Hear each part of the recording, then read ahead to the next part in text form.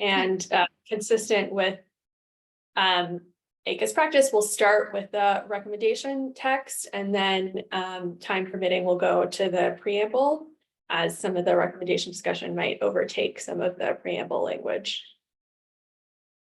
So starting with recommendation 1, the Kazia, the comment has a note with a question for the committee as to whether or not the committee has a preference on whether the recommendation should specifically refer back to the prior ACUS recommendation on this topic.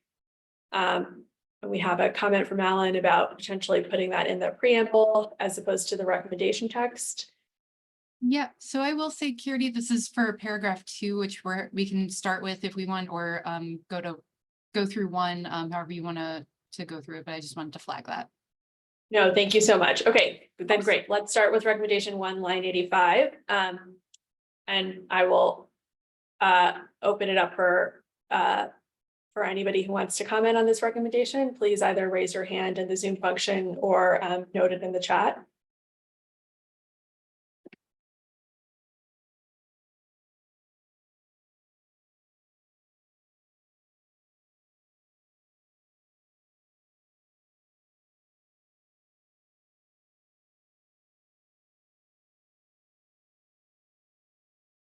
Kirti, I can't find my my hand. That's okay. Allison, go ahead. I just I'm just wondering what we think this adds to the status quo. Yeah, Joe, I want to let you take a first crack at that, if that's okay with you. Yeah, I think what it would add is some just general drafting guidelines. Right now, there's a good deal of statutory ambiguity and a fair amount of case law that tries to parse statutory text dating back, many decades. I think offering some consistent language choices might help clarify things to avoid that jurisdictional ambiguity going forward. Professor Gluck? Okay, if I freeze, I'll go back off camera. So my question is a transitional question. One challenge with adding these kinds of provisions for statutes is it's going to raise a lot of interpretation questions about the statutes that don't have those provisions. Just like, so I understand these are really, this goes back to the previous question, Allison's questions. These super vague, they're vague, they're general recommendations. So it's sort of like hortatory, here's a really good idea. And I think that that's totally fine. Maybe it's not the place of this organization to talk about those transitional issues, but if you just think about implied causes of action, the recommendation that Congress specifies when there's implied cause of action is, wreaked massive havoc with the statutes that don't have them that are older. So I just want to flag that question at the outset. Thank you. Professor Levin? So with regard to the question of referencing 75.3, I think we should probably postpone that until we know whether we are contradicting it, reaffirming it, doing something not affected by it. We can't really decide that until we've gotten through the rest of the recommendation. On the general question of drafting, I think that paragraph 1, as I understand it, simply says, going forward, here is good practice. It isn't saying all previous statutes should be construed with this terminology, which would be a bigger deal, but I don't think that's what it purports to say. And so I think all it's saying is here's a good way to draft statutes going forward. And I think probably we wouldn't find much disagreement about it in that sense.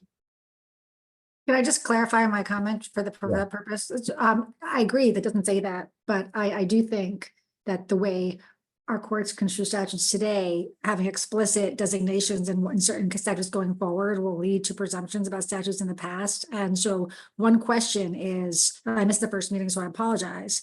But one question is, with respect to the statutes that don't have that provision that are older, right? Older statutes, what is the what is the presumption of where judicial review goes. I think it just raises an interpretation question that's likely to come up. Maybe it doesn't matter at this stage. Maybe that's something left better for another day. But if Congress starts adding specific direction, it's going to create a set of questions about the statutes that don't have that specific direction. Thanks. Joe, did you want to say anything about the general state of how those statutes are being interpreted now, just in case there's something helpful about the baseline that could inform this discussion? Yeah, so right now, a judicial review provision that channels orders to the Court of Appeals typically is interpreted to include rules. And that's true even though in more recent years, Congress has been more specific by providing direct review of rules or regulations in some circumstances. Even notwithstanding the more recent precision, courts haven't reinterpreted their old cases that have provided a broad interpretation of orders. But that's, of course, a very valid concern. And even with the caveat that it would apply only to statutory provisions enacted after whatever date, there's still, of course, the risk that there could be some, I guess, reinterpretation of old precedent. Thanks, Joe. Alan? 2 points. I understand Abby's concern, but I guess most of these jurisdictional statutes have been litigated enough by now that the old ones are not going to be a problem. So that's number one. Number two, I originally asked, I raised a question about whether this was a sensible recommendation, and I now have acquiesced in the notion that's okay. And but I wonder whether we could consider not putting it as our first recommendation, kind of a backup at the end. It would be sort of a cleanup, and just, we don't have to decide now, but if people agree with that, we move it someplace, because I'd like to start with a positive recommendation rather than a defensive, by the way, don't do this anymore.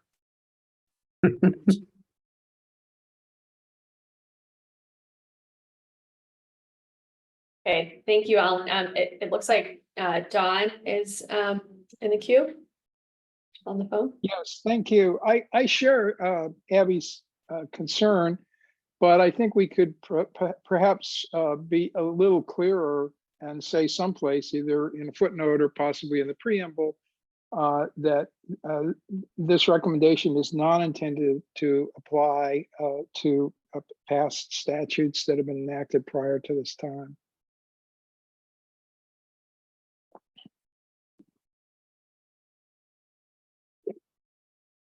Thanks, Tom.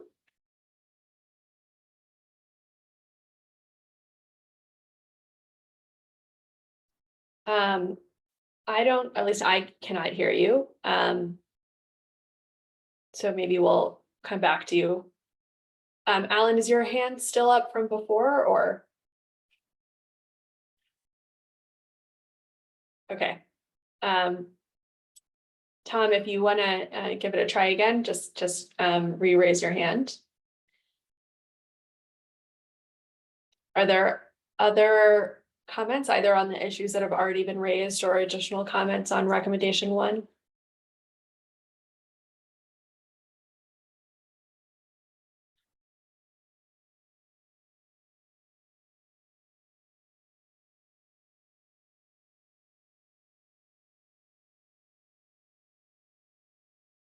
Okay.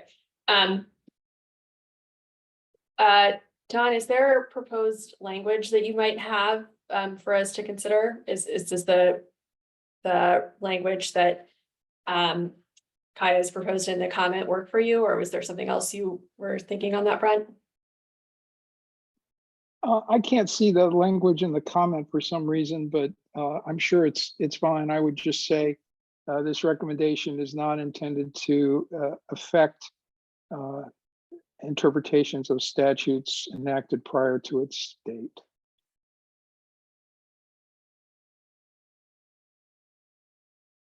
Okay, thanks. I think that the drafted language captures that. Kaya? Yeah, so it's Kaja, like Raja from Aladdin, just sorry. So we did include that in a footnote actually in the drafted preamble. I'm trying to find it.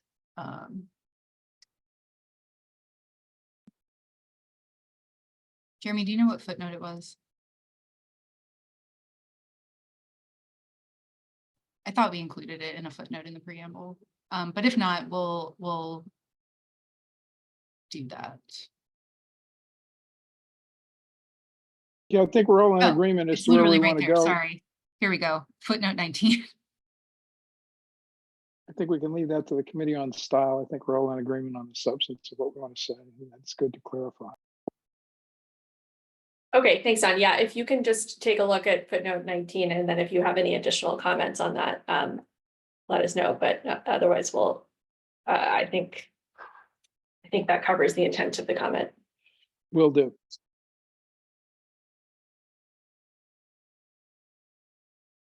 Okay, great. Are there further comments on recommendation 1?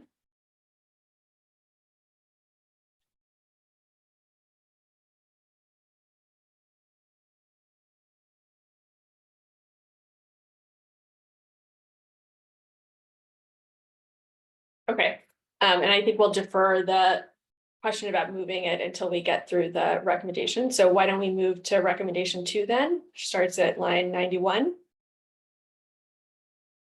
And we have the pending question from for the committee about whether or not the recommendation should specifically refer back to ACUS's prior recommendation, and the language is in the comment bubble. So if folks have views on that, we can start there. And we have a comment from Alan. I didn't know if you wanted to elaborate on the comment that you provided before the meeting, Alan. We're on 2 or 3. 2. No, I don't have anything to say. That I think whoever suggested that we decide what we're going to say about the 75-3, and I think it was Ron. He's absolutely right, and we should decide after we decide. Allison? So, my question that, or my concern that I'm interested in people's reaction to is, question number 2 sort of builds in the question of whether a rule is a legislative rule or an interpretive rule, which is sometimes a hard-fought question. And the way this is written would sort of make that a jurisdictional inquiry, so that if you filed in the Court of Appeals because you thought that it was a legislative rule and the government said, no, you're wrong, and the court agreed, it would be dismissed for lack of jurisdiction, which in some cases would pose a statute of limitations problem. So I'm just sort of interested in people's reaction to that.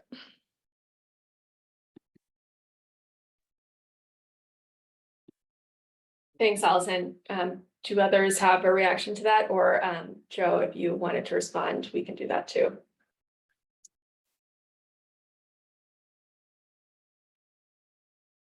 If I may just briefly, I wanted to observe that this is a little bit different than my recommendation. My recommendation was to tie the jurisdictional hook to what I thought would be a clearer line of whether the rule has been promulgated after notice and comment rulemaking. So this is a departure from my recommendation, but I think there are, maybe good reasons for it that I'll let others explain.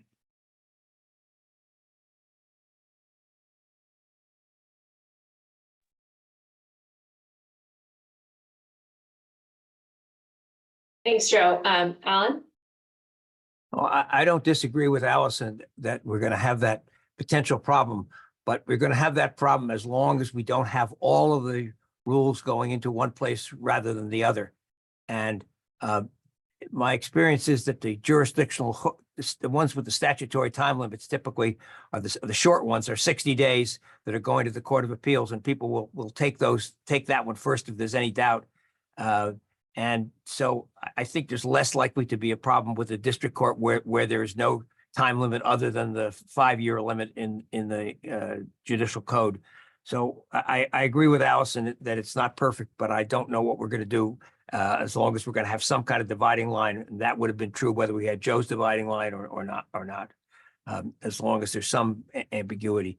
And I think it's better because all of I mean, part of the reason that we made this more expansive was because agencies who don't engage in notice of comment rulemaking because of good cause exception, or they say it's a military function or something like that, and they don't engage in that, may be the issue in the case, and that may be both jurisdictional and dispositive of the outcome. So I guess I'm not worried by the slight ambiguity here in this one. And I think it's important that we say more than just whether they engaged in notice and comment rulemaking. Besides, as the interpretive rules are generally speaking not judicially reviewable as pre-enforcement. Thanks, Alan. Allison, did you want to respond to that? Yeah, there's a slew of cases pending about where people are challenging interpretive rules. I mean, everything an agency does now gets challenged. So there's a lot of challenges to interpretive rules. A recent example is the challenge to Department of Labor's independent contractor rule, which the department says is interpretive, though the other side seems to disagree, or the challengers seem to disagree. I mean, and I appreciate that Alan said it would sort of cause that a problem exists either way, except I don't think it exists now. Like now, if you want to challenge a DOL rule, for example, it wouldn't depend on whether it was legislative or interpretive. So I do think it's not an improvement to make that a dividing line between district court and court of appeals. It just seems like a sort of an unnecessary complication and unnecessary fight to put into a jurisdictional bucket. I don't think that, as Joe described his original recommendation, I don't think it would be easy to see if it went to the Court of Appeals. There was either notice and comment or not, and sometimes agencies do notice and comment for interpretive rules sometimes, but I don't know if that logically makes sense. Maybe Joe can speak to that. I assume the idea is that after notice and comment, there's already a developed record, so you might as well go right to the Court of Appeals. Yeah, anyway, just repeating myself now. Thanks, Alan. Joe, did you have thoughts in response to that? My two thoughts. First of all, my primary concern was avoiding jurisdictional ambiguity, which I think there is a fair amount of, and it can have some pretty severe consequences for litigants and for courts that have to spend time reviewing a decision only to find out, on appeal, let's say, that they didn't have jurisdiction at all. So I think minimizing jurisdictional ambiguity is an important goal. And with that as the primary motive, I tried to identify a hook that would be the clearest dividing line, and promulgated it after notice and comment. I thought was a relatively clear line, although one that could be susceptible to, the agency could then pick its forum by the procedures it chooses to deploy. And if it's promulgated after notice and comment rulemaking, then there is a degree of procedural formality and a record that's established, which further would justify direct review in the Court of Appeals. But I'm certainly not wedded to that particular, dividing line.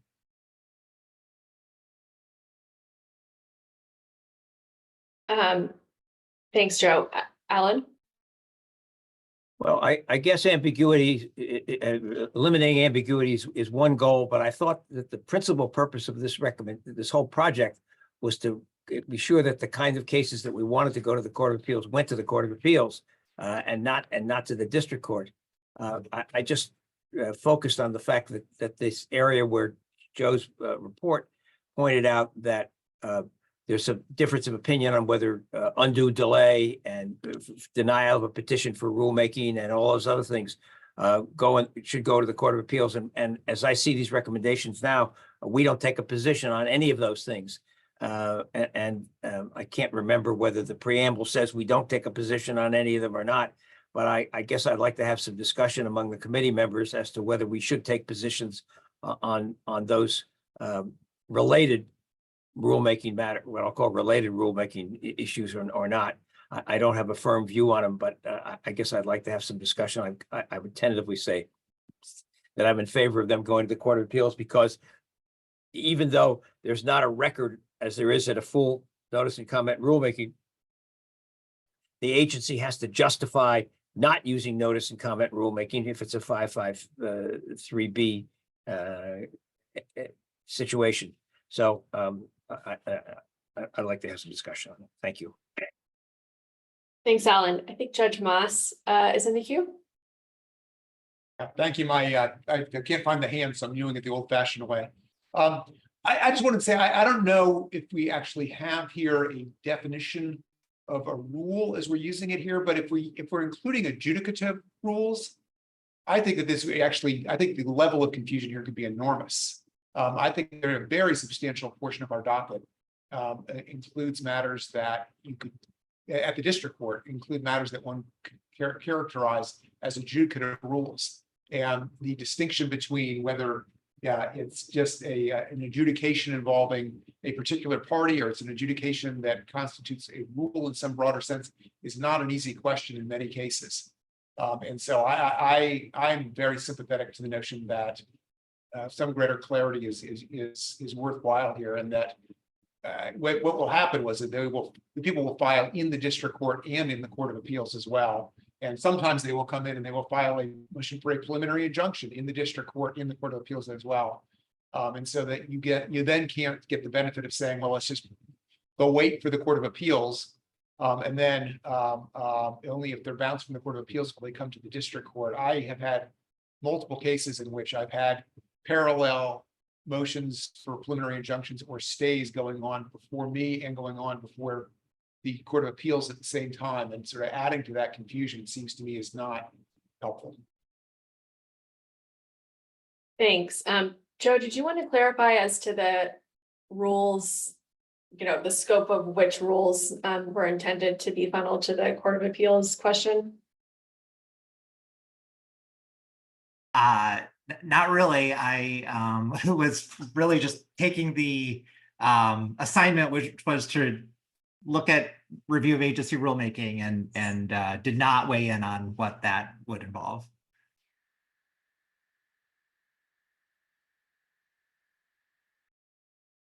Okay, got it. Can I go back to Allison and ask if there is any proposed language that might mitigate some of the ambiguity, or at least leave the ambiguity in the same place that it is in the status quo? And you don't, I don't want to put you on the spot, so we'll go to John first, but I just wanted to put that question out there.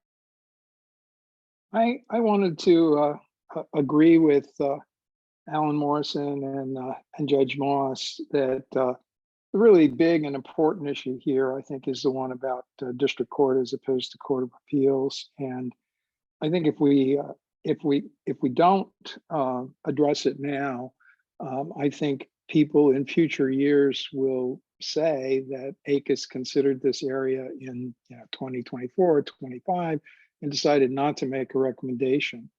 I think that's a very important issue. I certainly agree with Judge Moss's notion that we might even introduce greater confusion into that area. But I also agree with what I think is the spirit of Alan Morrison's comment, that we need to try to see if we can shed some light on the Court of Appeals versus district court issue, which I have confronted as a big issue as a law clerk in the district court, as a law clerk in the DC Circuit, and as a practitioner for over 40 years. And there's a lot of wasted motion there. And I think if we're going to address the issue at all, we ought to see if we can at least identify some best practices or make some principled recommendations. Thanks, John. Professor Levin? Yeah, I haven't spoken up during this discussion, even though I did do a recommendation for the conference on interpretive versus legislative rules and recognize what a really difficult problem that is. And I think there are some aspects of this issue that are difficult and others that don't seem to me as difficult. In the latter category, I think would be the issue that Judge Moss raised. I think he's talking about a decision that is in an adjudication, but it announces a principle that the agency intends to apply or expects to apply in future cases, which in that sense is an adjudicative rule. But I think we could just say that the language as drafted says generally applicable rules, and you add some language to the preamble means adjudications are not included. I think that's, if I correctly understood his concern, that would do it, but maybe I didn't understand it correctly. His thumb suggests that I've got it. Yeah, I agree with what you said. Okay. Thanks, Professor Levin. Are there further comments on either the issues that have been raised with recommendation 2 or additional topics for discussion? Allison? Was trying to go on camera, but I'm not sure if I succeeded. So I just wanted to clarify in light of some of the comments that I'm not suggesting that we not address the topic. I'm just suggesting that we not address the topic in a way that that creates a question about jurisdiction for a new question about jurisdiction for the courts to consider. I think, as I understand Joe's initial suggestion, it would do that. I guess the problem was that that direct final rules, interim final rules would not have a notice and comment period, at least not initially. You know, maybe because we're not drafting legislative language, we're just drafting a recommendation about how Congress should approach the issue when it's drafting, like, we're not telling it to write a new APA, I think, but this is something that would come up in, you know, amendments to the statutes that are directed at specific agencies. Maybe we could just add a sentence to this to say something that about how Congress should approach it, to try to forestall any, well, my concern that maybe no one else shares about jurisdiction. Because it might be that as I look at it here, it's sort of raising a problem for me, but if I saw it in the context of a specific provision in, you know, the next Inflation Reduction Act or something that was specifically talking about something HHS needed to do or EPA needed to do, it wouldn't necessarily have to be a problem in context. Does that make sense, or am I rambling? No, thanks, Allison. I think maybe we're obviously deferring consideration of the preamble language for now, but I wonder if you might take a look at page 3 and whether that additional context allays some of the concerns. But I want to recognize Kate in the meantime. Yeah, I don't know that I have anything particularly new to add. But I do want to convey one of the practicalities that someone else mentioned, which is the reality is, if there's any ambiguity or confusion at all, the sophisticated players will do multiple filings, a belt and suspenders approach, which is going to not really solve many problems. It's going to be the less sophisticated, less frequent filers. They're going to get caught into confusing situations, which I find very troubling. And I apologize, I missed the first meeting where probably some of these deeper discussions were had, but I guess I'm struggling a little bit, given that the first recommendation is be explicit, be very clear about what goes to which court. And we have a prior recommendation from ACUS that sort of puts some considerations to take into account for determining which court. I'm not entirely sure what number 2 is adding, unless it is trying to create a default of the Court of Appeals and sort of work backward to take it out of that bucket. In which case, if that's where we're headed, I might say that more explicitly and not try to create new categories that have the ambiguities that Allison raised. Thanks, Kate. Yeah, so just to give a bit of background on the prior meeting, I do think that the gist of the discussion was that the same policy reasons for preferencing review in the Court of Appeals of agency rules generally applies even when there are direct final rules. And so it was expanded out to try and capture that inclination. So just as background, and I do think the intent is, as you suggested, which is to establish or make clear that preference as opposed to just a preference for clarity. Alan? I hate to be back at the same point I raised before, and that is, I think we need to take a position, whether we're going to take a position or not, on whether these recommendations say anything about the delays and refusal to answer petitions for rulemaking. Do those go to the Court of Appeals or not? Because they're raised in Joe's report, and if we're not going to take a position on them, we at least ought to say so in the preamble. I'm perfectly prepared to take a position on some of them, but I don't know whether other people are on the committee or not.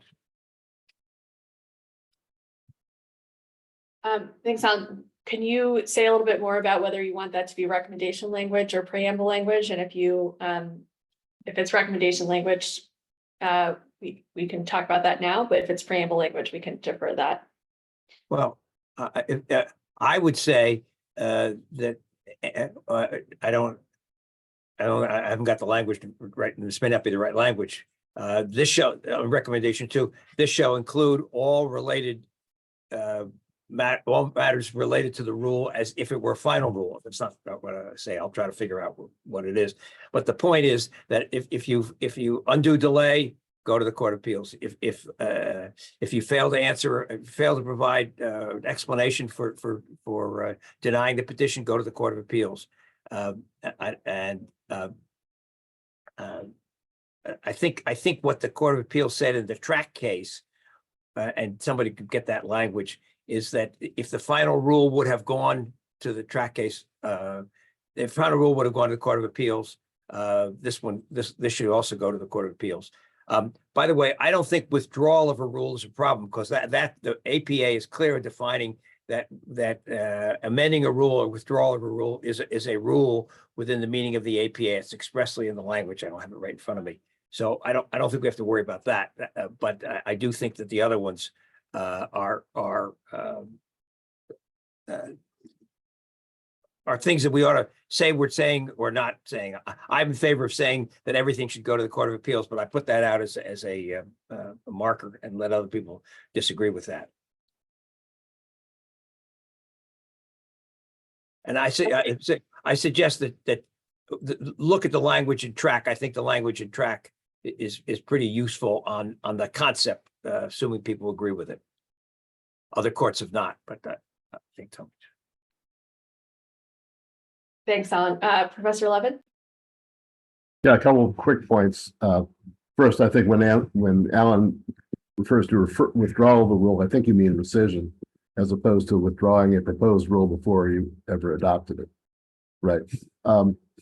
I think one of the things that was in our mind in the previous meeting was that rules that we know have the force of law are intended to, but are exempted, like military rules, good cause rules, and I suppose direct final rules and interim rules as well, would all be ones that should be treated the same way as your typical legislative rule, because they are not distinguishable on some good basis. I mean, they have the characteristics that you would want to bring them into the Court of Appeals if we're doing that generally. Guidance, however, I think is different because it's often quite informal. And at the same time, I'm really concerned about the issue that Allison raised about arguing out the question of whether guidance is really a legislative rule as a jurisdictional matter. I think that is really something to avoid because she's right, that issue comes up all the time. And it should be considered when and if you get to the merits and not as a question of what court you should be in.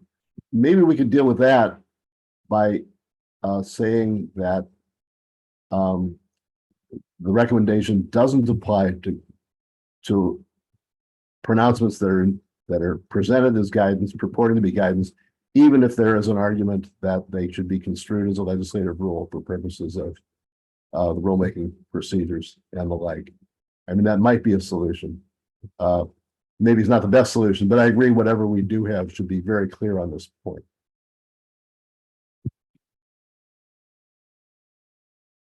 Before I give up the floor, as far as Alan's suggestion about petitions and the like, I don't think I would build that into paragraph 2. I think that's a separate decision about whether we want them to be in the Court of Appeals or not. And we should talk about it on the merits and then decide whether to include that paragraph or instead say something in the preamble. We're not proposing that. Maybe you can give a reason why not, but it's not part of this paragraph, I think.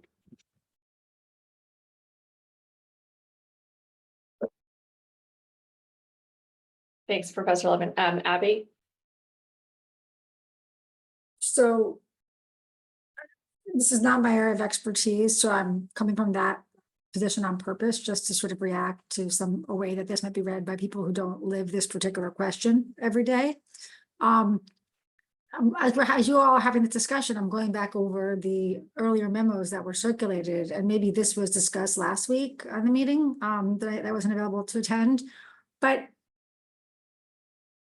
it's just a little unclear to me from the supporting documents why the dividing line is being drawn where it is. And I guess the question is that something that's so obvious to the majority of this body, the people who live and breathe this question every day, or is that something that is going to be a contestable question? Like going back over the explanatory memos, it's pretty hard for me to figure out where the line is being drawn, why the line is being drawn where it is. And I just raised that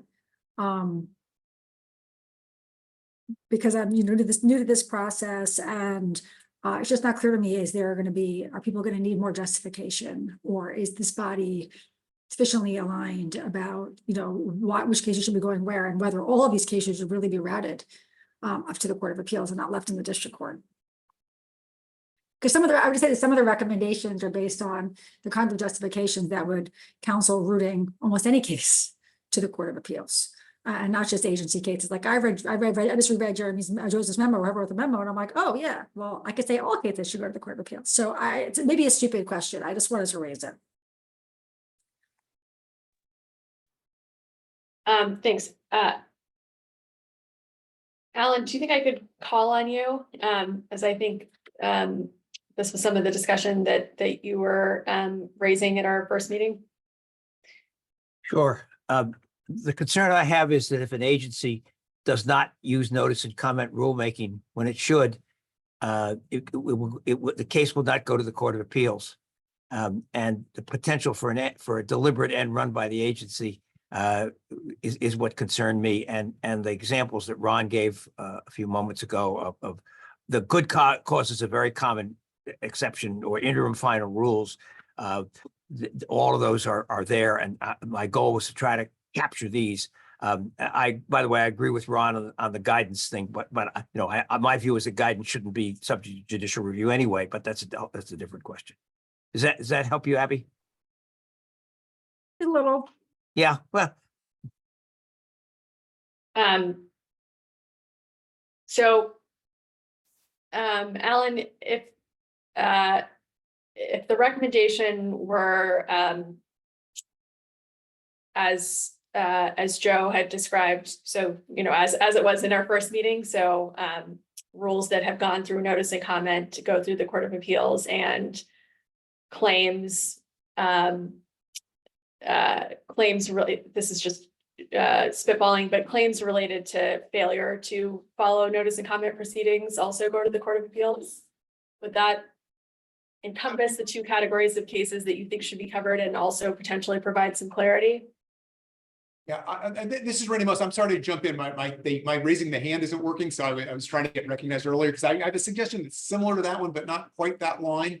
But what I would suggest is why not say, to avoid confusion, why not just be express about what we're saying here and say notice and comment rules are subject to review, as well as those rules that are exempt or purportedly exempt from notice and comment under sections X or Y of the APA, which includes the good cause exceptions. Well, I think we want to be careful about which ones we pick. Like, for example, I don't think we want to include the exceptions for like just internal agency organizational rules. And so I would say rules that are notice and comment agents rules, as well as those that are adopted without notice and comment pursuant to the good cause exception.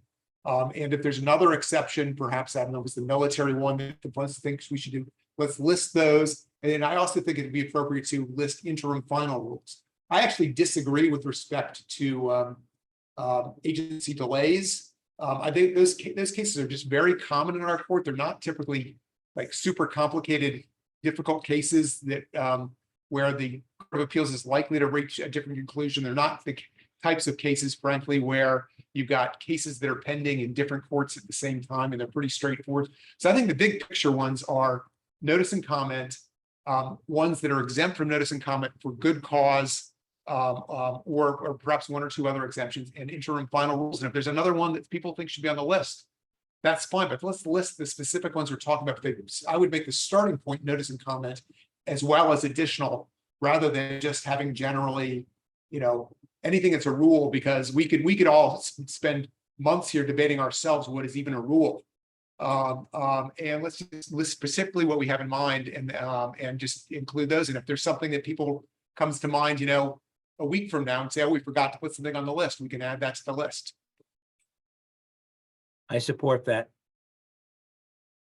Sorry, let's go to Kate. Yeah, and I again can keep thinking along the lines, and actually this is, I think, a little bit in response to Abby's good question, and the last comment of if the sentiment that is really driving everyone, and maybe I'm wrong about the sentiment, is a heavy thumb on the scale for the Court of Appeals for a lot of the types of in a list that was just identified, then I'm not sure why we're not being even more clear to Congress that the sort of catch-all default should be the Court of Appeals, and that the specific itemized list that's carved out from that is what goes to the district court. Like that there's some sort of, and it seems like if what you're trying to do is have really good clarity, then Congress identifying one list on one side, one list on the other doesn't necessarily get you all the way there, because there will continue to be ways that different agencies identify what they're doing that looks, smells, and feels an awful lot like rules. And so from the perspective of regulated individuals and entities, I would think encouraging Congress to have a default or a catch-all that puts anything else not enumerated into one bucket or the other is the better way to go. And from my perspective, the Court of Appeals should be sort of the default against which other things are carved out. And at the very least, we should have in mind, with whatever language we end up with, exactly what was just identified, which is the list of things we think belong in one bucket and the list of things we belong in the other bucket. And if we can't come up with generic descriptions of it, we should be very itemized. Jump in. I wish I could raise my hand better.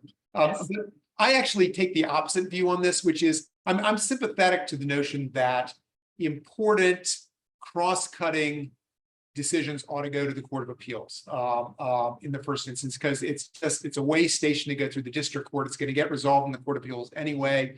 You have 3 judges instead of 1 judge, which is for the reasons we'll get to in the next comment. I think is always a good thing to have that greater input in it. And so I think for all those reasons, I think that cross-cutting important rules and regulations that are going to govern the conduct of lots of people or companies or entities, they should go to the Court of Appeals. I'm in favor of that. But I just think that in the real world, the question of what constitutes a rule is really complicated. And we have, half of my docket is APA cases of some type or the other. And I've got, tons of FOIA cases. And in those FOIA cases, oftentimes someone will throw in a claim challenging the fact that actually seeking injunctive relief more broadly, saying that the agency is not processing FOIA requests properly in some way, and that their rule in some way with respect to doing it. And so is that FOIA case now, and all my FOIA cases going to the Court of Appeals? Or if someone wants to engage in form selection, do they bring their FOIA case and they dress it up as a challenge to the agency's rules for how they're processing FOIA requests? All these are questions of every time the FDA does something and issues an FDA decision with respect to a new drug. But in that new drug decision, they announce some rule that might actually be applicable in some other case. Is that going to the Court of Appeals? And so I just think for the sake of clarity, I think we would be inviting a huge mess to sort of just have a general rule that every challenge to a rule should go to the Court of Appeals unless counted others. The presumption is usually the district court where cases get brought. And I think that's where the presumption should stay, but that we should find some way to say these important cross-cutting important cases should go to the Court of Appeals. And I would list that to my mind as notice and comment rulemaking, interim final, rules that are exempt for good cause, and if there's anything else that goes on that list. But I just think that people will either game it or they will be confused about whether they should be in the Court of Appeals in hundreds and hundreds of cases that get filed in this court over the years. So that's my 2 cents on that. Thanks, Judge Moss. So I wonder if it's worth just trying to get that recommended language out, because I think it would require some revisions. Tom, do we want to try again?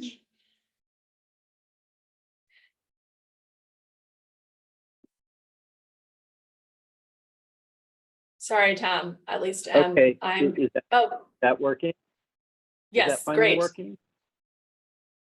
Sorry about that. Thank you. Can I just ask one other question on this topic?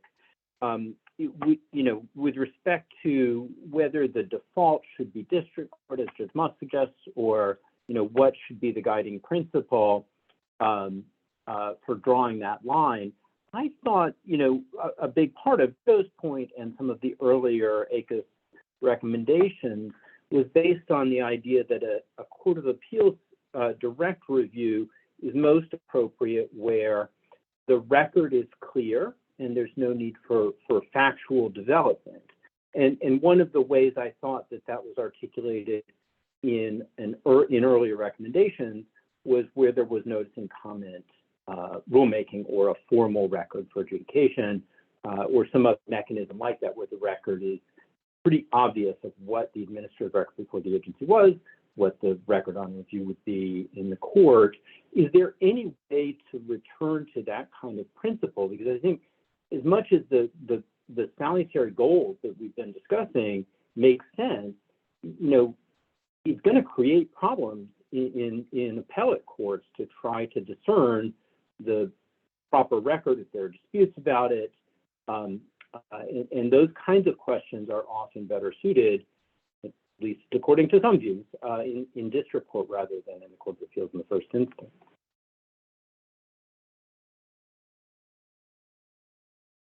Thanks, Tom.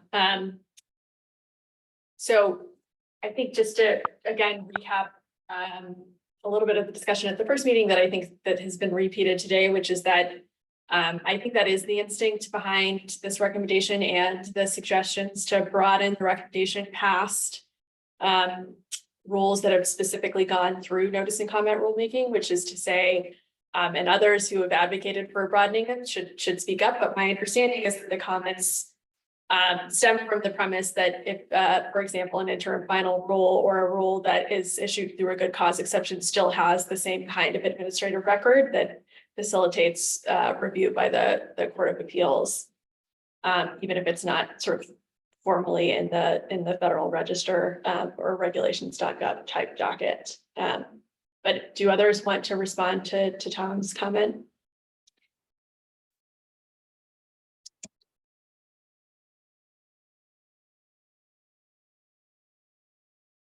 Okay,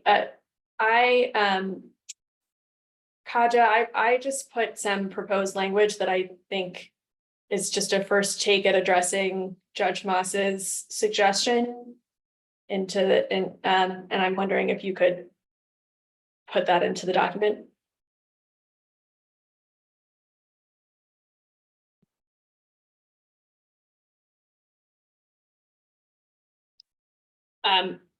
So I'm not wedded to this. I just wanted to attempt to kind of put all of the suggestions into some proposed recommendation language and see if there were comments. It's just missing the end of the sentence that are subject to direct review by Court of Appeals. Thank you, Allison.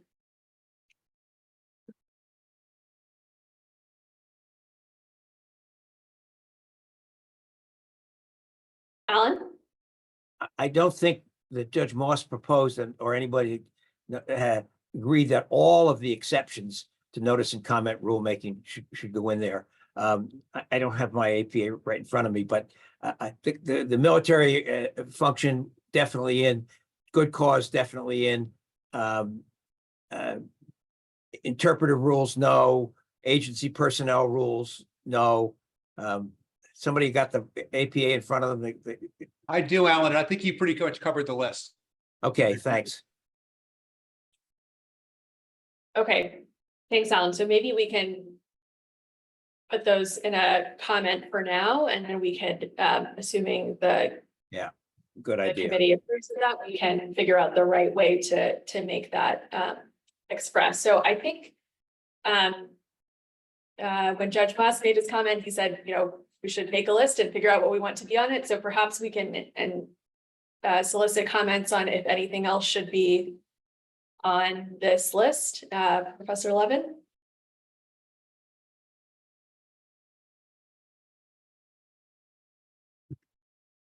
Interim final rules are promulgated under a statutory exception, namely good cause.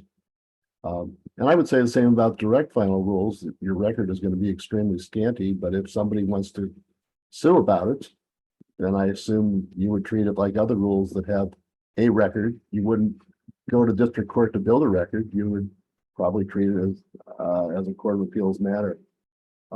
I would say more generally, even rules that are unlikely to be challenged on the substance or in terms of their qualification for exemption, like a personnel rule, should still be one where if you're going to sue about it, it should go to the Court of Appeals for review. There's no reason why it should be in the district court just because it's probably going to be legal.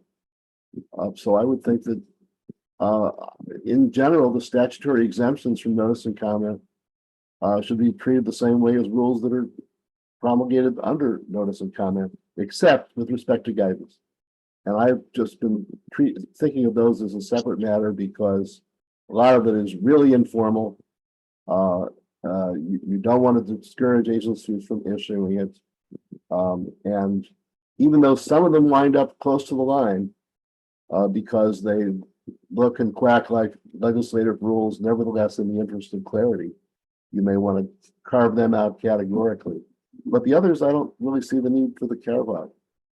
If they're rules that are intended as a force of law, not adjudications, but rules within the meaning of the APA.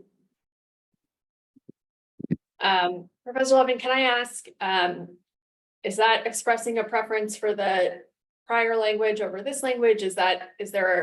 Are there amendments to this language that you would want to put on the table?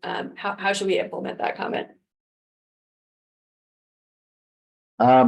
I think it probably the rules having the force of law, generally applicable rules, that intended to have the force of law. Whether or not promulgated after notice of comment, that sounds right to me. By the way, you don't have to keep calling me professor. You're not using that word for anybody else. And so you can call me Ron. That will make for a happier committee experience, perhaps, or at least no worse. Yeah, I think that the language that we had before is probably okay. Thanks, Ron. Why don't we do this? Kaja, it seems like at this point we have the first sentence of recommendation 2 is one option that's on the table. The second is a second option. And there are different folks with different preferences on that. So maybe we can separate them out to make that clearer. And then Allison.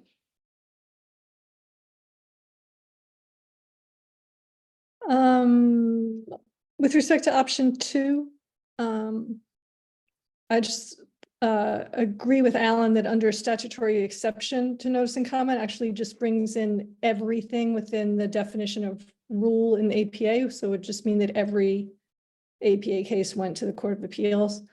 I think you wrote this, speaking for you. I think what you had in mind was rules that, like a direct final rule where it normally would have notice and comment, but some exception applied. That's what I thought it meant when it was trying to get at when I first read it. But I think those would just be interim final and direct final. And so sticking with option 2, we could say promulgated after notice and comment rulemaking, or as an direct final or interim final rule. I don't think there's other words they use for things that are actually direct. I'd want to make sure that the CPSC does things in I think they call it direct. But assuming that that's the right terminology, I think that would sort of, that would make sense. The idea of putting things that went through notice and comment into the Court of Appeals being that you already have the record set, reviewing matters on a closed record is what the Court of Appeals is used to doing. But it wouldn't really make sense to make an exception for direct or interim final rules to have them go to the district court if other rules of a similar nature are going directly to the Court of Appeals. So that's why I think there's a good reason to put the notice and comment rulemaking rules in the Court of Appeals, and therefore the direct and interim ones should go to the same place.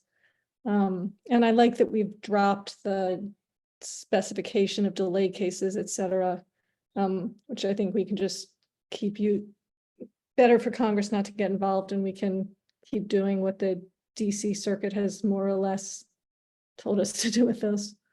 Thanks. Thanks, Allison. And I just want to make sure, did you want to put any amendments to that language on option 2 language on the table, or was that? Yeah, I would take out under statutory exception to notice and comment rulemaking and add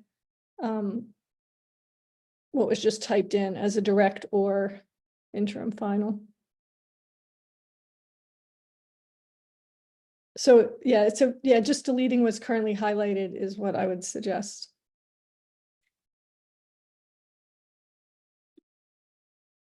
Okay, thanks. Jeremy? Quick question. So there's no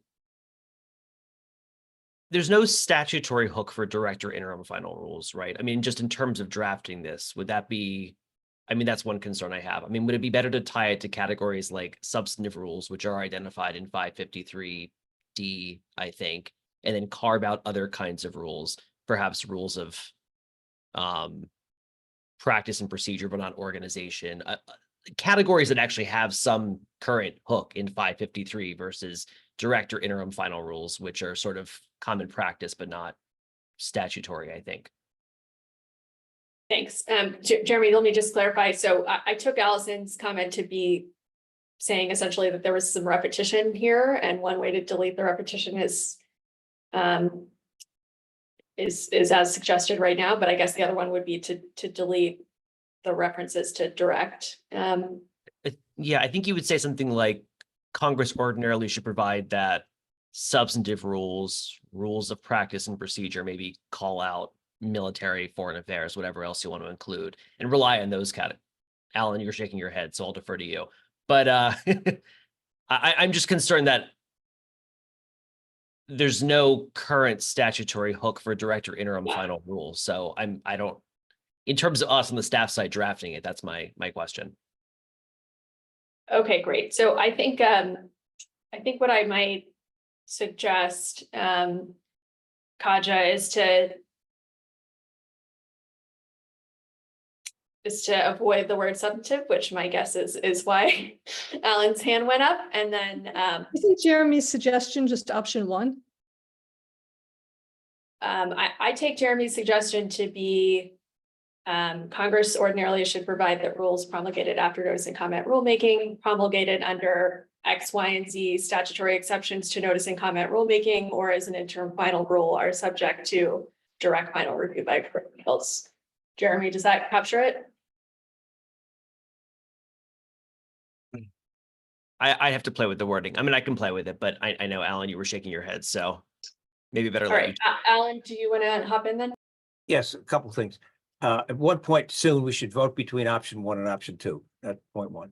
The second thing is, I disagree with Ron that all of the exceptions that are what are now in the committee notes should include it there. I'm only in favor of including in the Court of Appeals, military, foreign affairs, and good cause exceptions.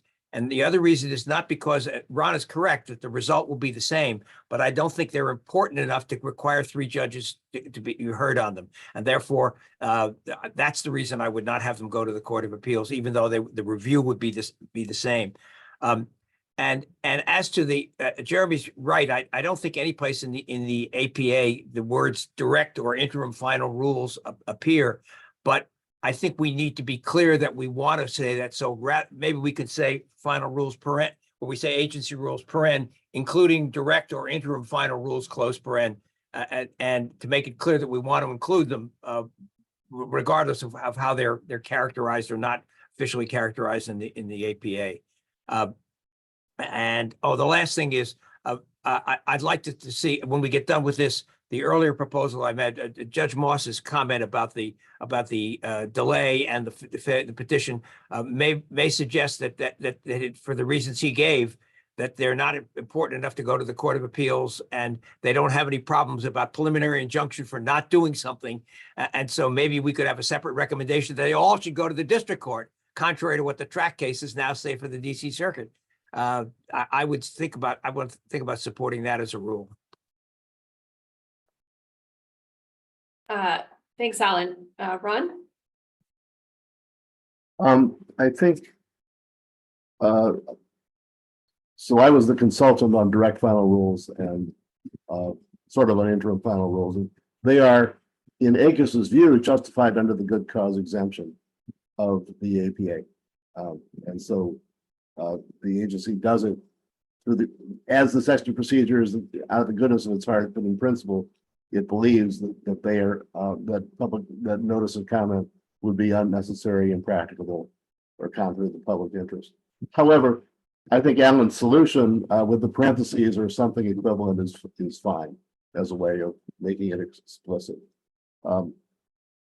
I still kind of think that the other statutorily exempt ones belong in the same bucket. They may not be very important in terms of social magnitude, but I think the reason you send some to the district court is primarily either you want fact finding, or they're so numerous that it would be a real burden on the Court of Appeals to deal with it. And I don't think either of those is involved in these more obscure categories of appeals. They don't come along that often. So I'm more inclined toward option 2. But with the opposite highlighting from the one that Allison was talking about, I would keep what is currently highlighted and drop what follows it. Okay, Or maybe Thanks, with regard to the interim and final, solve it Alan's way. so I think maybe for managing the discussion, we're at a inflection point where we can choose between option 1 and option 2, and then depending on how that goes, have more conversations about the content of option 2, which is where some of the comments have gone. So I think what we'd like to do at this point is to have a vote between option 1 and option 2. So let's do that now. For those who support option 1, you can either raise your hand in the Zoom function or wave your hand as it might be, or note your vote in the chat.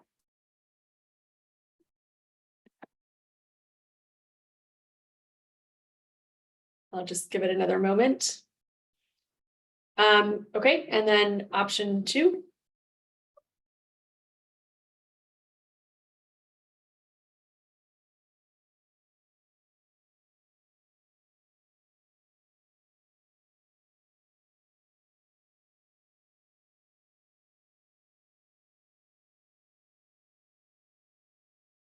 Okay,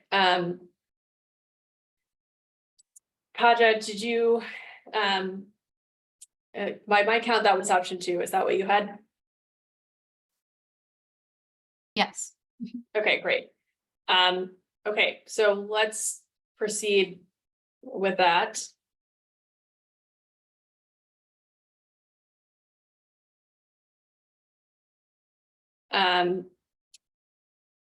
And then maybe we can delete the option 2 language. And I think the current debate is over the list to include in option 2 and which of the good cause exceptions or which categories of rules should be included. So I wonder if there's a way, maybe in a comment bubble, to list out the potential options, and then we could perhaps vote on each of those. Allison, is your hand up for voting or an additional comment? Oh, okay. Alan? I think perhaps one way to at least try is to see whether we could say broad exceptions or narrow or limited exceptions. And Ron would be in favor of broad exceptions and I'd be in favor of limited exceptions. And we could vote that way, and then the committee can, the staff can figure out how to put those in there.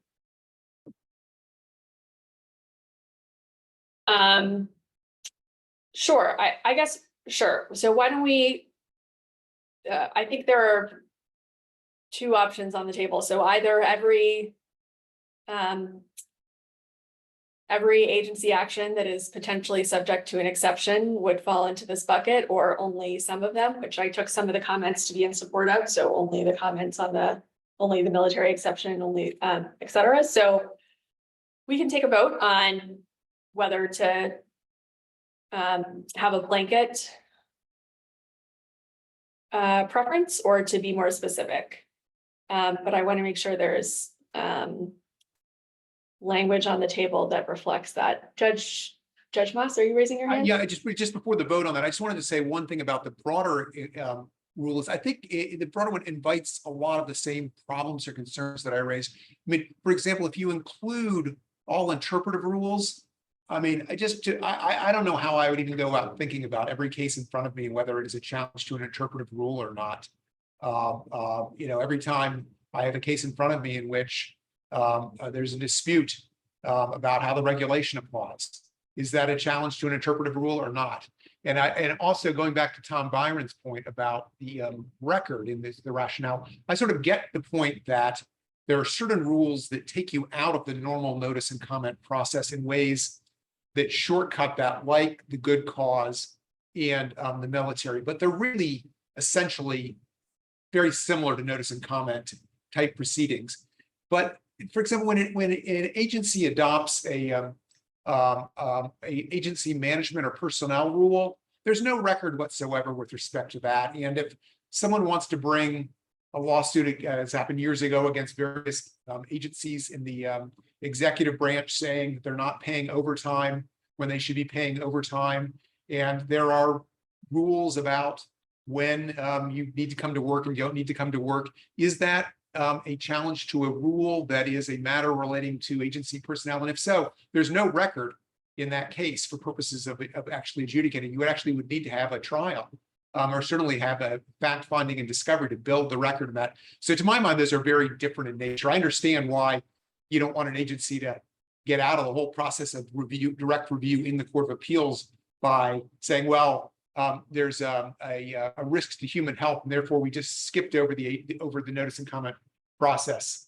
And this is the rule, because that is going to be the record, and that's what it's going to be for all purposes. It's not necessarily the same for agency management rules. And with respect to interpretive rules, I just think that that opens up the whole area of uncertainty and will generate a ton of litigation about which court you should be in. Thanks. Let's go with Ron, and then we can think about the vote. Well, at the risk of having repeated myself too much, I totally agree with Judge Moss about interpretive rules. I've been saying all along they should not be treated in the same category as the notice and comment rules. They should, there's just too many and it's unmanageable and the like, et cetera, et cetera. With regard to agency management rules, I'm not sure. I agree there's no record, but would you have new fact finding in the district court? If you would, then that's a reason to have it in district court. But if it's the case that you would just go to the whatever the court is and argue on the basis of the non-record whether it is legal and whether there should have been notice of comment, then there's less reason to route it through the district court.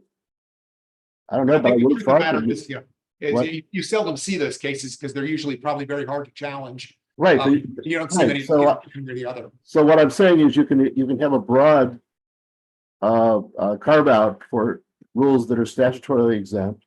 And yes, if there were such a case, it would go to the Court of Appeals, but there hardly ever is such a case. So why be concerned about the overbreadth of the Levin broad approach?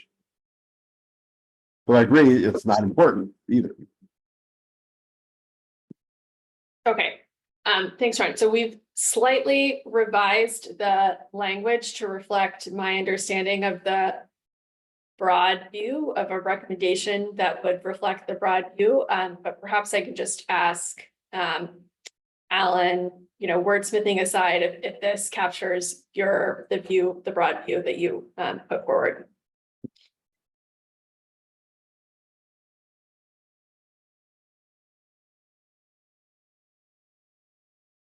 Allison, in the meantime, Allison, did you want to have a comment? So maybe I'm just confused about the conversation, but if we're including the statutory exception to notice and comment rulemaking, we are including everything that can be defined as a rule. And I thought we were trying not to do that. Am I just confused now? I think we're trying to get to a place where we can vote on an option, and then if we don't want to include everything, then If we don't want to include everything, we should just say Congress should normally provide that all rules are subject to direct review by Court of Appeals. We don't need all this other language if we want it to be everything. I'm not advocating for that. Yeah. That is what it says, right? So I think that even if this could be more succinct, I think this puts the option of the broad view on the table, having not heard an objection from Alan. So I think that we could vote on whether the committee wants to proceed with this broad language or not. And then if the answer is no, we can talk about how to be more specific and list a narrower category of the exception. So let's take the vote. So voting members who are in favor of the current language, proposed for recommendation 2, you can either raise your hand in the Zoom function or you can note that vote in the chat.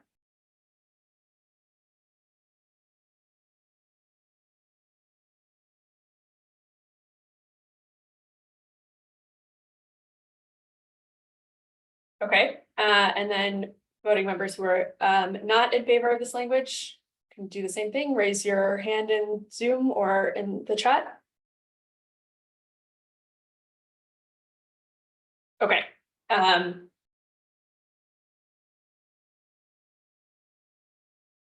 Okay, thanks everyone. So I think now, having rejected this language, the question is how to narrow the categories of rules. My understanding of the discussion so far has been that the scope of the disagreement is about which rules promulgated under a statutory exception to notice and comment rulemaking should be funneled to the Court of Appeals. Is this Kaja's the comment bubble? Does that have every category that's listed in the relevant APA section? Yes, you think I we think could- so. Okay, do you think we could separate them out and maybe just vote on them individually? Sure. That'd be great.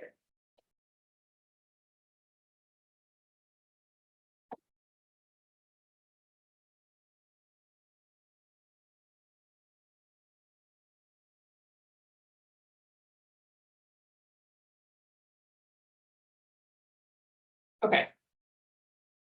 Before we start the voting, I want to make sure people, if anybody has more, we've talked about the relative pros and cons of including some of these already, but are there other comments about any of these specific exceptions to notice and comment rulemaking and why they should or should not be funneled to the Court of Appeals?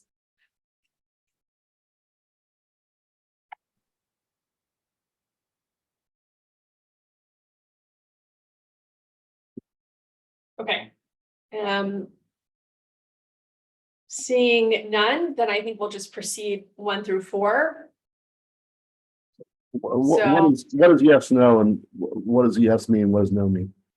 In this Yeah, context? just about to get there. So, so for the military or foreign affairs function, if you want to include any rule that's promulgated under that exception as going to the Court of Appeals, then you should vote yes.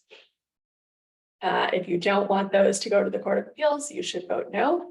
So let's have that vote. If your answer is yes, those should go to the Court of Appeals. Please raise your hand in the Zoom function or note your vote in the chat. This is 1. Yes. And Judge Moss, I see that. Can I ask a question? It does go to my vote. I don't know how, I don't know what these rules are, how they're created. Do other people know that? Yeah, so why don't we just finish up the vote, just so we're not stopping in the middle, and then we can maybe do a little bit more background on where these came from. So I saw the yeses. Are there no votes to not include these on the list of rulemakings that should go to the Court of Appeals?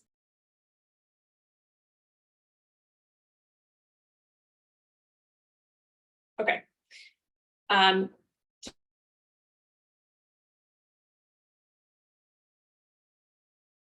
Sorry, Allison, I wasn't sure if your question was where these are coming from, or if it was a broader question about how courts have interpreted these exceptions.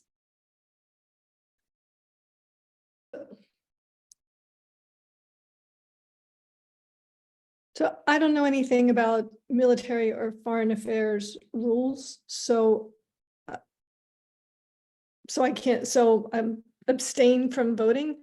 What we're doing now, so my sort of general impression without cataloging the entire US code is that in instances where the agency has created a record, it often goes to the Court of Appeals, and where instances where there is no record, it defaults to the district court. Although sometimes it goes to the district court anyway, but the ones that go to the Court of Appeals are ones there where there's some records. So not knowing anything about how a military or foreign, I guess you're all voting based on substance, but I wanted to vote based on procedure. So I don't know what sorts of rules these are, but maybe a better thing to do would be for me to stop talking and just abstain from some of these. Sorry. No, I think that's a perfectly valid comment. So I think you're right. So just to summarize that, this discussion has raised sort of two metrics of thinking about what should and shouldn't go to the Court of Appeals. So one is cases where there's a sufficient record to facilitate appellate review. And the other, which I took to be a gloss that Judge Moss put on it, is also there should be some layer of importance on top of that. So even if there's a record, it might not be so big or cross-cutting that it should go to the Court of Appeals. And Judge Moss, feel free to correct me if I've gotten that wrong. But I think different folks on the committee probably have different views on which of those are important or whether they need to be in combination or not. And I suspect that's what's informing the votes. Alan, did I got it? Okay. You got what I had to say. There are cases that the military records go to the Court of Appeals, but I think that some of us will think it's one reason rather than the other. But I support your summary. Thank you. Okay, thanks, Alan. And Allison, obviously we'll be having another meeting, so we'll get another chance on this.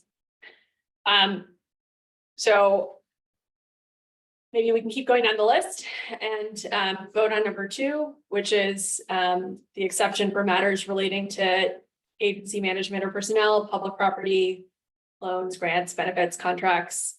And again, if you're voting yes, you want those rules to go to the Court of Appeals.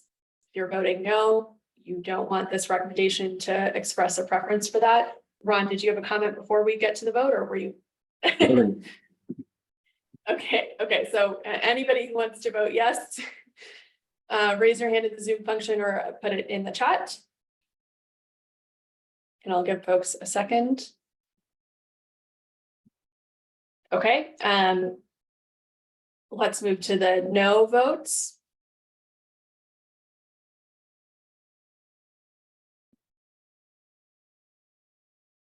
Okay, so the no's have that one.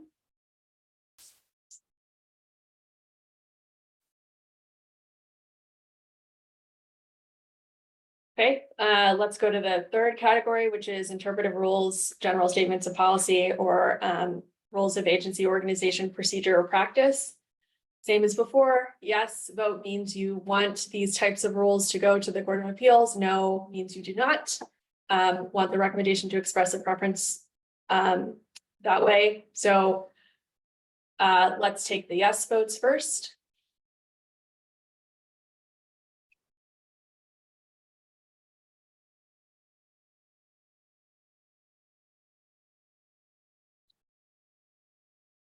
Okay, and then the no votes.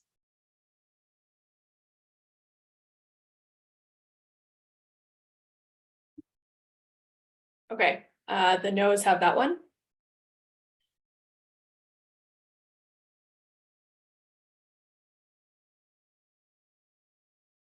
And Professor Soni, were you wanting to make a comment, or was that still a vote?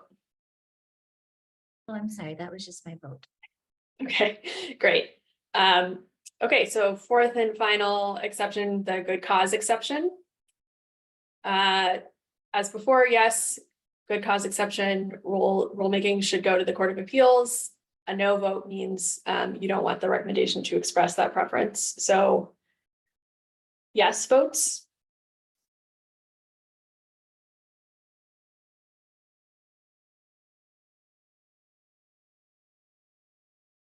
Okay. And let's make sure all the yes votes put their hands down, and then no votes.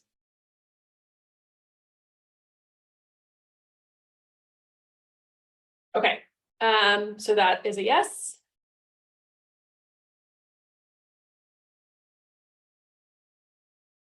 And as one of the commenters earlier suggested, and this, I think, implementing these votes is something we can leave to the committee staff to do in between now and the next meeting to figure out the most effective way of communicating those two categories. I think what we'll do now is we're about halfway through the meeting time, and at the end of recommendation 2, or at least potentially at the end of recommendation 2. So why don't we take a 5-minute break? And we'll come back at 2:38.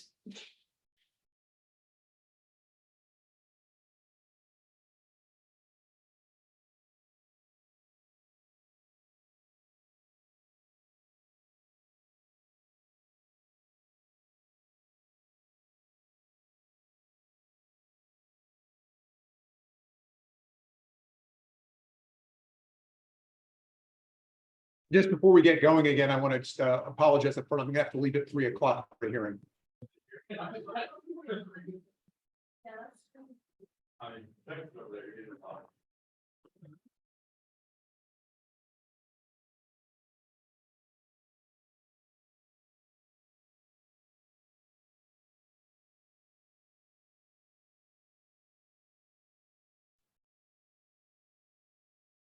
Okay, looks like some folks are back.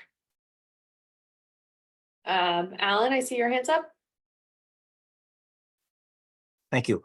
I wanted to follow up on the suggestion I made before. I just sent Kazia an email and not put the substantive suggestion in the chat, but I want to change. I want to follow Judge Moss's recommendation on undue delay cases. If Kazi will put up my proposal, I basically say that the undue delay and denial of a petition should ordinarily go to the district court. And that changes the law in the DC circuit on track cases. And you know, you get used to a rationale and maybe the result is right under the current law that where track is, but it doesn't make much sense for those cases to go to the Court of Appeals. A point that I'm going to make later on why these 3 cases should go to the Court of Appeals, particularly with respect to temporary injunctive relief, is that you don't have that kind of a worry when somebody's denied a petition for rulemaking and there's undue delay. There's nobody seeking preliminary injunctions in those kind of cases, and you don't need 3 judges for them. And there may be some discovery, and district judge, a single district judge is more likely to move an undue delay case faster than a 3-judge court in the Court of Appeals, especially the DC circuit, where it could be a year or so before you get to a decision on an undue delay case. So this is a different recommendation from what we've had before, but it's consistent with the idea that we ought to deal with all these cases that we can. My suggestion deals with denials of petitions and undue delay, but there may be other categories of actions that should belong in there. I don't remember whether Joe's report had anything else in there or not, but I certainly don't take a position on whether any of the others should be in, although I tend to think they should. So I would like to propose that as I said 2A, but it could be, we could change it around, but that's my suggestion. And thank you, Cassie, for putting it up. And I just drafted that in our break, so I don't take any pride in the language. Okay, thanks. I think keeping it as a separate recommendation for the purposes of discussion makes sense. Joe, I wanted to give you a chance to respond to the question of whether this is something your report would serve as the basis for, or whether this is a separate issue. Yeah, I don't see this as being squarely addressed by the report, which I guess I viewed the mandate as agency review of rulemaking and not necessarily delay of rulemaking, although I might have been parsing the line there too thinly. So I don't know that there's anything in the report that would speak to this one way or the other. Okay, thank you, Joe. Allison, did you have a comment on what we'll now call proposed recommendation 3? Yeah, I just wanted to say the way 2 is written so that as Congress enacts particular statutes, it would keep this in mind, but 3 is written Alan's new proposal is more like a general principle of law, as if the Congress might do if it was amending the APA or something. So if we were to adopt Alan's, I would suggest that we try to write it in a way that was not, that was sort of more consistent with two. The other thing is that it starts with Congress should provide the judicial review related to rules. But as Joe sort of just indicated, these examples are things that are not rules. So it would be judicial review of claims of undue delay or denial of a petition for rulemaking. Yeah, I think that would make more sense. As for which court, with all due respect to anyone on the phone, sometimes the delay in district court or the time to get a decision in district court can be extremely long, just as in the Court of Appeals. So I don't think that Alan counsels one way or another, but I don't think it's a problem if I don't have a problem with it going to the district court. So I don't oppose that. I just want to make sure it's written in a way that makes sense.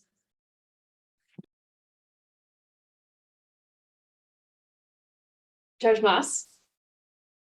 I'm not going to take issue with what Allison said about the delay, because it does take the district court sometimes often oftentimes to get decisions out. But the one thing that I haven't thought hard about this issue, but I think the one thing that does support Alan's suggestion is one of the things that's odd is the track factors require at times factual consideration. And there's obviously by definition not an administrative record where the agency hasn't acted on things, or typically it's not a record. And I often struggle when I have to apply the track factors as to whether I need a record or how to do it. And so it is a little bit odd that they go directly, to the extent this cases go directly to the Court of Appeals where there's no record, and you have to consider things like what is the reason for the delay and how does it prejudice others. As I said, I haven't thought hard about this question, but my initial reaction is that what Alan has suggested makes sense. Okay, thank you. Tom?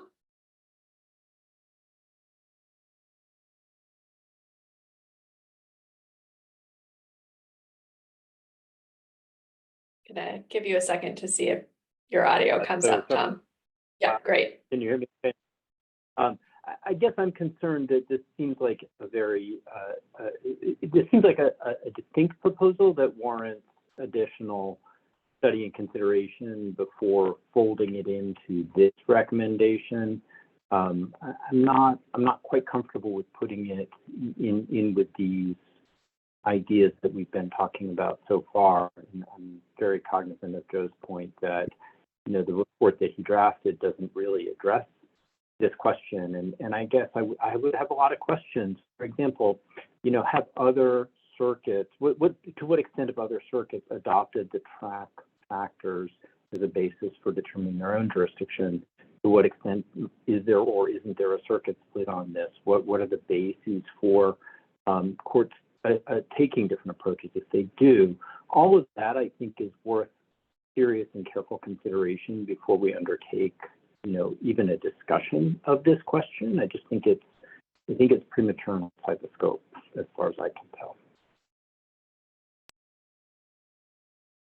Thanks, Tom. Allison, I'm going to ask you to make your comment verbally so that it's in the record. Sure, I just put in the chat a suggestion that we delete the final, if we keep number 3, we delete the final clause, even if review of the final rule would be in the Court of Appeals, since the final rule doesn't really refer to anything in the sentence because there is no rule. I think Alan's referring to the track considerations and not the track considerations for granting delay, but for determining who has jurisdiction. But I think it doesn't make sense in that sentence. Again, without really taking a position on whether I'm not agreeing or disagreeing with Alan or Tom, just editing a sentence. Okay, thanks, Allison. Are there other comments on either the general idea of now recommendation 3 or proposed revisions to the language? If not, we can, I think, have a quick vote on it. So I'll just give folks a couple seconds. Okay, then let's have a vote for voting members. If you want to include what is now recommendation 3, please either raise your hand in the Zoom function or note as much in the chat.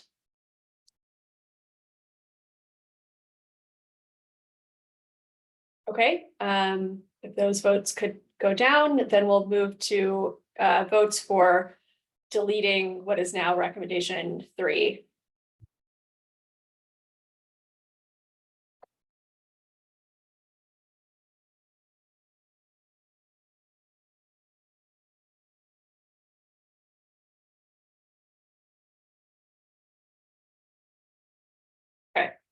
And I'm just abstaining for the reasons that Tom Byron gave. I think it may well be a good suggestion. I just feel like I'm not ready to form a final view on it, but I don't oppose it. I just think it's some more thought is worthwhile.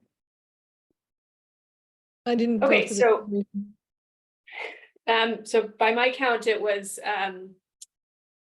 2 in favor and 3 against. And I think what we can do,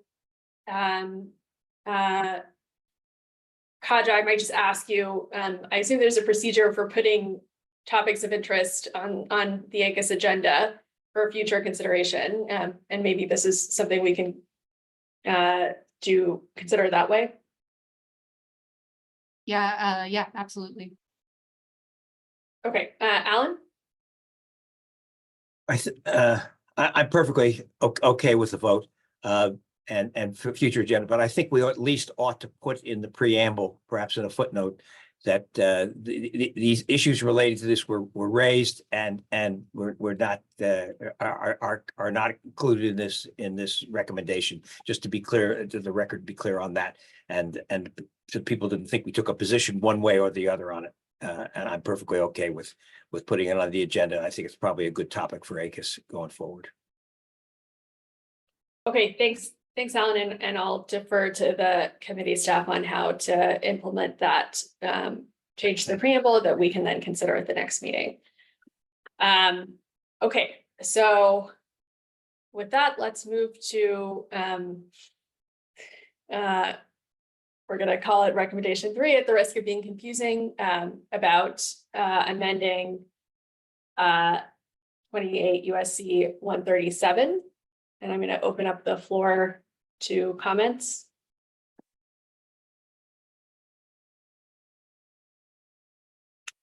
Judge Moss? Yeah, so I just wanted to comment on this quickly before I leave. I think this is a very important topic, and as you all know, the Judicial Conference adopted a recommendation, but it's just a recommendation in light of Section 137, and the Judicial Conference cannot require this process. The only comment I had on the substance of this was whether it, as drafted, sweeps perhaps too broadly for some of the reasons that we've been discussing. That calls into question the validity of any agency rule. There could be, I can imagine circumstances in which there could be agency rules that are a very local concern, where it would be entirely appropriate to adjudicate it in a particular division of a court, which is the one that is affected. In the way the Judicial Conference framed its policy was with respect to rules that would or challenges that would have nationwide effect or statewide effect. And I just raised the question about whether there should be some similar adoption here. I think that some of what the judges from some of the more spread out districts have said in justification for having the rules by division is that at times the judge could be hundreds of miles away from the other judges, and if the case is one that affects only that local jurisdiction, having either the parties have to travel hundreds of miles to have their case heard, or having the judge to have to travel hundreds of miles may not make sense. And so what I feel most strongly about is the sentiment of this rule, of the proposal in general, which I think is extremely important, and I wholeheartedly agree with it. And the only question is whether it makes sense to narrow it somewhat to accommodate the concerns of some of the divisions where long travel might be necessary in cases that are only of only local interest.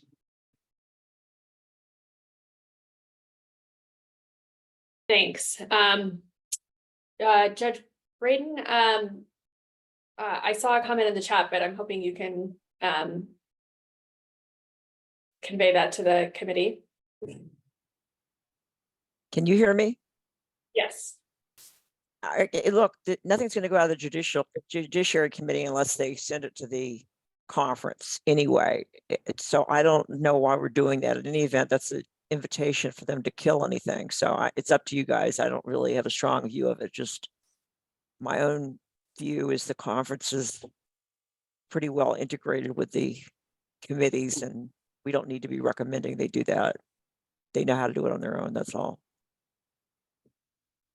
I agree. And the We could just reference proposal would be, policy. sorry, go ahead, Judge Moss. I mean, I agree very much with that sentiment. And if you want, you could just reference the existing policy, which has already been adopted by the Judicial Conference.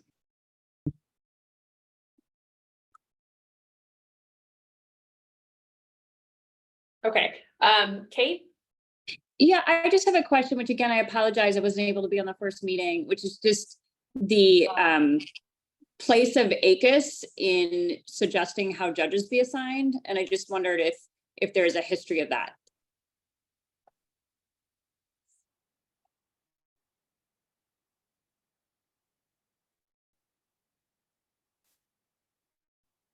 I think if the committee staff doesn't have an answer off the top of their heads, we could look into that for the next meeting. Allison?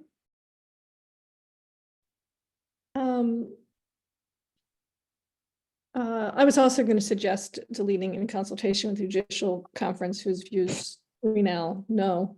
I wondered if Judge Moss's concern can just be addressed in a particular case through a motion to transfer, if that's not, like, would if Congress did adopt this, would that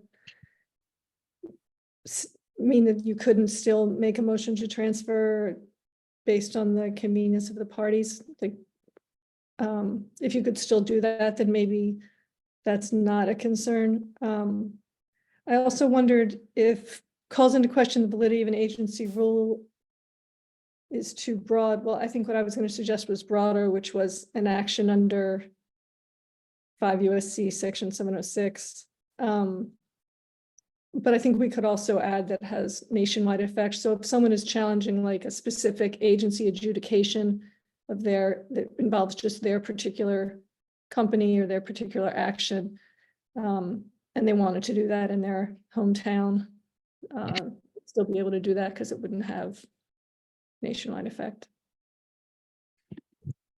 Okay, Judge Moss, because I know you're leaving in 4 minutes, I just wanted to see if you wanted to respond to that. Well, with respect to the transfer, I suspect that is available and possible. And, you know, I take it that ACUS is probably not in the business in drafting these proposals of trying to figure out what is most likely to actually be successful in Congress or not. But I do think that to the extent it's narrower, it's more likely to garner support as a proposal. But that may not be what our role is in this process. And I do, you know, I mean, I don't feel strongly, but I take it, and I wasn't on the earlier call, but I take it the concern, and I know the concern of the Judicial Conference was with actions of nationwide effect or broader effect. And I take it the concern that's driving this is a concern about the perception of fairness that comes where people are able to engage in forum shopping or undue forum shopping. And I think that concern is one that relates to nationwide injunctions. I have to say, I personally, and this may be too broad a discussion for today. And for these purposes, I actually wonder, as a longer term project, whether the issue goes beyond just I think it's a multi-district. I mean, this is the provision, I think it deals with different divisions of district courts. And I actually wonder whether there's an issue that it was more fundamental that goes to just judge forum shopping more generally, where one is seeking the relief of setting aside a policy on a nationwide basis or seeking a nationwide injunction. And I actually think personally that some of this is what has fed into the shadow docket on the Supreme Court, where litigants go when they find fora that they think are favorable fora.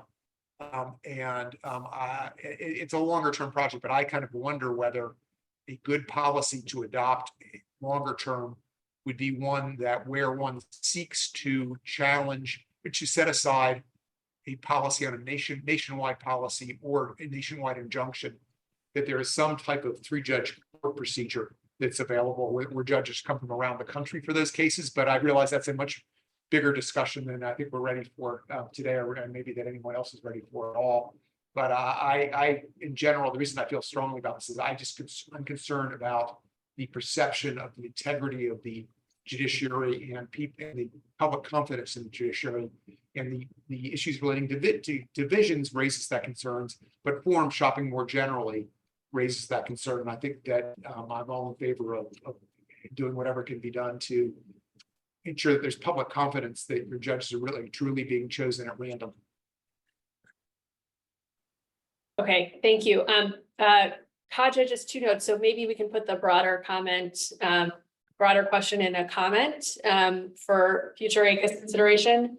And then I think it would also be helpful if you're able to pull up the language from the Judicial Conference recommendation on nationwide, whatever the language is there, because I took that to be the suggestion to parallel that, and we can use that as the basis for further discussion. And while that's happening, Alan, you've been waiting very patiently. I don't know about patiently, but I've been waiting. So this is, of course, not the only problem with forum shopping and so it doesn't only relate to rules. Indeed, some of the biggest forum shopping goes on in the patent area and in the bankruptcy area all around the country. And so I don't think that Congress is going to do anything because ACUS is going to say anything on it. But I think if we could make a recommendation to Congress, that Congress, when it's considering dealing with the forum shopping, take into account the notion that some of the points that Judge Moss was making about the confidence in the fairness of the administrative process. That just because I don't think that making this recommendation, it suggests that there's no other problems at all, and there are plenty of problems between divisions and within a division and within a district, and there's a case which I sent to Kasia early this week in which the challenge was made to a rule of the Consumer Financial Protection Bureau board, rather, it was filed in Texas, and there was one little company that objected to it in Texas, but all the big credit card companies and the chamber and all their lawyers were in DC, and the judge in Texas said, "Get out of my courthouse." And the Fifth Circuit has stayed the order transferring it to the District of Columbia, and did it again, additional stay today. And it's not at all clear to me that under 1404A, that's a legitimate basis for transferring, because all the lawyers and the companies are headquartered there, as long as the venue was proper and they got somebody locally. And so I think the problem is a lot bigger, and I'm not sure that it's worth us saying anything at all about it. But if we say something, it ought to be general. But I would not support including this recommendation, because I just don't think we should be in the business when there's a much larger issue at stake. The other thing I want to say is I believe there is a report due shortly on nationwide injunctions to the Office of the Chair at ACUS, and in which and I've also written something about why they should be 3-judge courts. And of course, to the extent that our prior recommendation on rules is accepted, the challenges, and would it be called stays rather than nationwide injunctions, would be done in the Court of Appeals, and some of the objections would be lessened in that regard. So that's what. So I don't think we should include anything in here. But if somebody had a bland recommendation as a general proposition, it would be okay with me. Okay, thanks, Alan. Are there others who had comments on? Can I make a suggestion? I need to just leave, and I need to run to my hearing, but I'm picking up on what Alan suggested. For this proposal instead, we said something along the lines of that ACUS urges Congress to consider adopting rules that form selection rules that provide certainty and minimize the risk of forum shopping, or something like that, but just is more general and recognizes this is an issue, but it's a complicated issue that may require more than this. Okay, thanks, Judge Masso. We'll try and work up some language on that and then Thank you all. put it on the Good seeing table everybody here. as an option to consider. While that's happening, just wanted to make sure anybody who wanted to make a comment on this proposed recommendation has a chance to.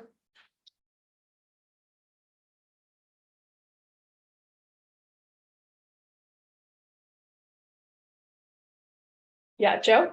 Yeah, may I just briefly respond and say that I understand that this issue is broader than ACUS, it's broader than judge shopping, it's about forum shopping. In the report, I tried to summarize a lot of the different proposals that are out there to try to minimize forum shopping. I think that I would suggest anyway that however broad the issue may be, I still think it's useful to talk about judge shopping and attack judge shopping as a particular evil. Even if we can't tackle the whole problem, it's at least part of the problem. Okay, thanks, Joe. Allison? I just want to put in a plug for including this as revised to make sure that it sort of tracks whatever it was the judicial conference actually said. I think it will be good to reinforce and support what the judicial conference said. And it, although, I mean, I don't think judge shopping is a bad word. Every time you file a case and, you know, you think about the district and the judge, or maybe that's district shopping. This deals with a more specific type of problem that is occurring specifically in cases with nationwide effect, and to the extent that the judicial conference came up with particular language that is helpful for us to use to flag that problem, that is definitely recurring in APA cases. I think it would be good for us to include this recommendation trying to model on the language of the conference. Okay. Thanks, Allison. So my read of the comment so far is that there are three options on the table. Option number one is the recommendation in some form. The first sentence of this recommendation, which is saying, advocating random assignments. Option number two is sort of a weaker generalized suggestion that, and I don't mean weaker in any sort of normative sense, but a more generalized suggestion that Congress should do something to address forum shopping. And then option number three is saying nothing at all. So I think we should probably land on a preference among those three options and do that through a vote. So why don't we do it this way?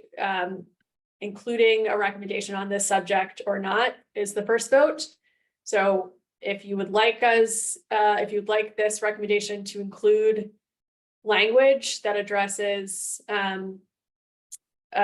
this issue in some form, you should vote yes. If you want this recommendation deleted entirely, you should vote no. So let's do the yeses first.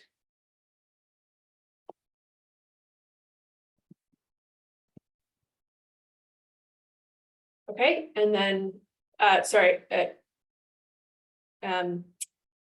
Judge Braden, I wasn't sure if you were. Okay, great. And then let's put hands down then. And then the no votes, the deletion votes. Okay.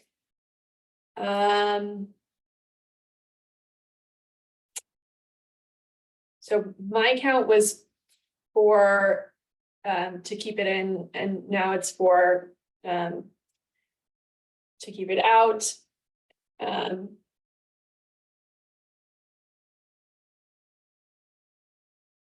Kaja, actually, do we have a procedure for tie breaking? Is it me? I was gonna ask if you voted. Okay, great. So I'm for keeping something in some form. So I think that decides it.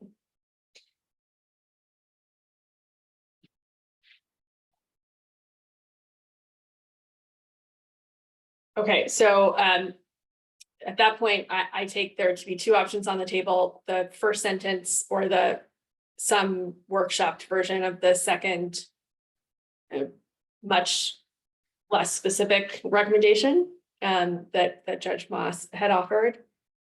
So if we can do a vote between the two, that'd be helpful. So those who favor plowing ahead with the first sentence, vote yes.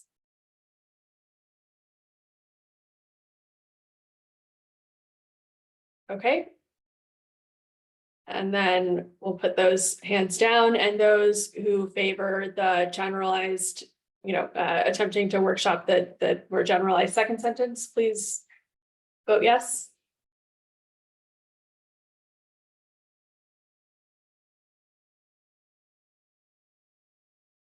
Okay, so we have the first sentence as the winner. So maybe we can go ahead and delete the. Great, thanks. And we still have a recommendation on the table to, I guess, narrow this language by mirroring the language that's in the judicial conference recommendation. But I think until we actually pull that language out and plug it in, we'll have to defer it to the next committee meeting. Are there other comments now that we're working with this language, Alan?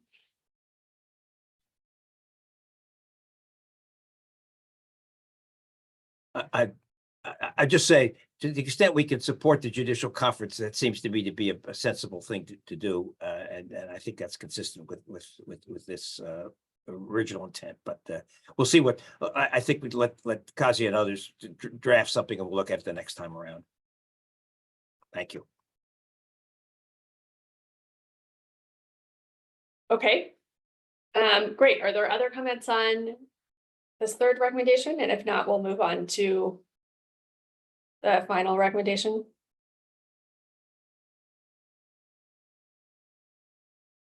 Okay, can we scroll down then? Yes, I just wanted to clarify that there were also just a couple of other Oh, comments. yeah. Or I guess the last one was just Alan's comment on whether this pool included judges. So I'll just Don't say worry that about that. yeah, we did talk about it at the last meeting, and I think where we came down on it was that it was a jurisdiction by jurisdiction choice as to whether or not the courts wanted to include senior judges in this. Okay.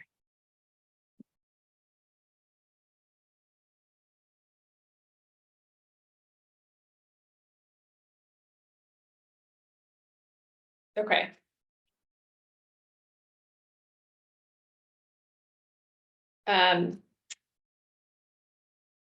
So this recommendation is about amending 28 USC 1407. I think what we'll do is start with general comments, and then we can go to the specific questions for the committee. So let's do it that way. And we'll open it up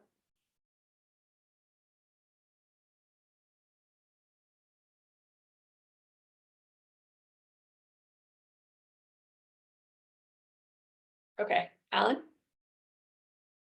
Let the record reflect, I waited for other people to raise their hands. So two things. One is 1407 allows transfers, but not for final disposition. And therefore the multi-district litigation panel doesn't work. Second, they're mostly sent there for cases involving significant discovery and pretrial matters. And that's not what we're going to have in these cases here. Third, I guess maybe Joe will tell me differently, but I'm not familiar with a large number of rules of the kind we have now put in recommendation number 2 that end up being filed all the way around the country in sufficient numbers to warrant setting up this kind of procedure. The 2012 procedure was set up principally because of the race to the courthouse, which we discussed at the last meeting. That doesn't seem to be the problem here in the district court because there's no statutes of limitations. And so I just don't think there's a problem here, and the MDL panel is not the right place to solve it for the reasons I've suggested. For that reason, I do not support this recommendation. Okay, thanks, Alan. I want to give Joe a chance to weigh in on that comment. Yeah, and so to be clear, the MDL, whether it's through the MDL modification of 1407 or not, is not the important part. The important part is that there's a process by which multiple cases around the country can be consolidated in a single district for final resolution, not for pretrial matters, which is what the current MDL process is, which is why the current MDL process doesn't really work for challenges to rules.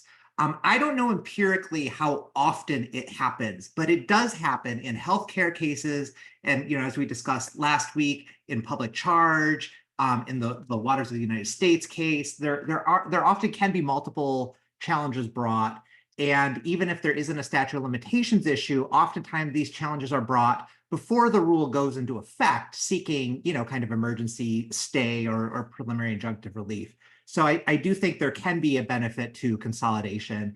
If we are going to have a consolidation process at the Court of Appeals, I would suggest that the same reasons support consolidation at the district court. And that's the basis for that. That's the motive behind this recommendation. Thanks, Joe. Can I ask one follow-up question? Do you think that as written, this recommendation provides for final resolution in the chosen district court, or would we need to add language to address Alan's comment? That's a good point. I think we might need to tweak it a little.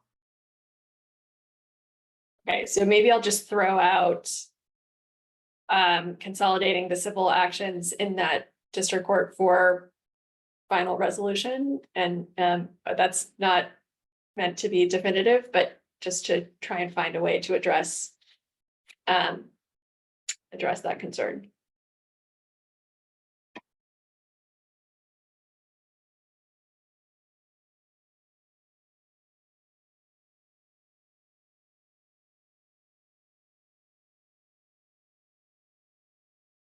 Allison? So I'm super sympathetic to the instinct behind this recommendation, and I can think of several examples where it happened, including a case where Judge Moss was one of 3 or 4 district court judges who upheld a rule, and then the 5th judge struck it down, and that was the end of it. Well, also there was a change of administration, which also helped to end it, but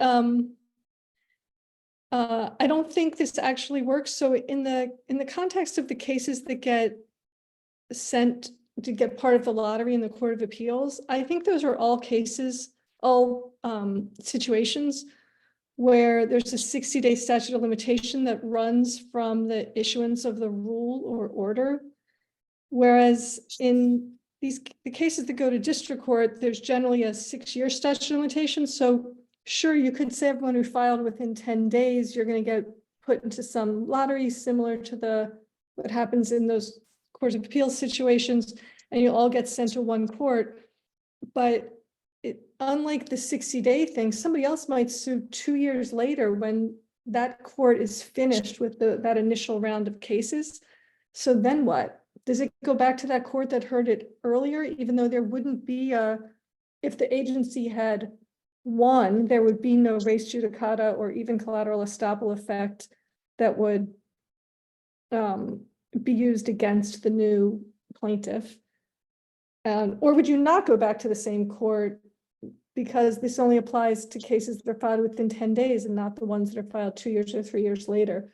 And because of that, because the statute of limitations is 6 years, and because the Supreme Court may rule in the next couple of months in a way that makes the statute of limitations effectively non-existent, the idea of sending all the district court cases to one court in the first 10 days, I just don't think it makes any sense, even though, again, I think the instinct makes sense to me, but I don't think it's workable. Okay, thanks. Professor Gluck? I don't want to repeat what other people have said, but I'm just going to align myself with some of the things that were just stated. I think that it's a little confusing. I have a general problem. I have a general concern about sort of over stifling percolation and overrooting cases to the first judge. It's hard for me to understand, even with the amended language. You need jurisdiction. You know, under the MDL panel, they don't have jurisdiction for final resolution, depending on most of the parties waive jurisdiction. I think the assigning it to a random district court, obviously the court would have to have jurisdiction over all the relevant cases, but I also wonder who would do the assigning. I agree with Alan that 1407 doesn't seem set up to address these questions and doesn't always function that well as it is with these huge complex cases. And I don't know if we want to route even more things into the JPML. It's not their area of expertise.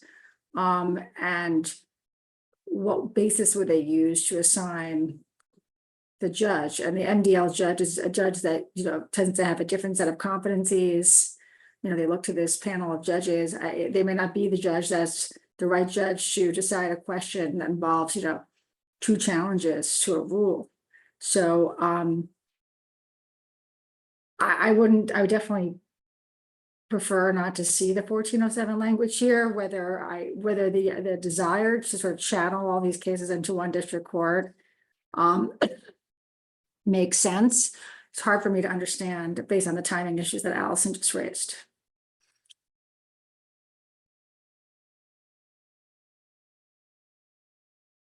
Okay, thank you. Are there other comments on this general topic about appropriateness or benefits of using the MDL procedure?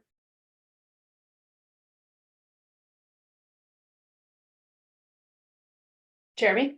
I'll just note we included it because 2112 assigns this exact role to the MDL panel. I mean, whether it works in the district court context, I'll leave to the committee. But this was intended to mirror the 2112 process.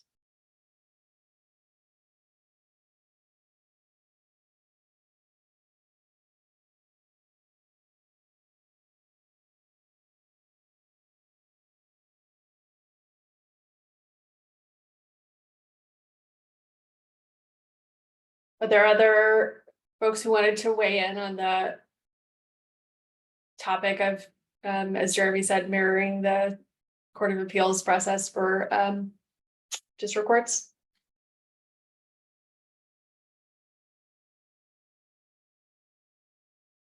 Okay, then I think my suggestion is that we have another in or out vote before we get into the nuances of what the recommendation should look like. So if you would like to keep working with this recommendation and think about, you know, tweaks to the language, then vote yes. If you would like to delete this recommendation and not move forward with it at all, then vote no.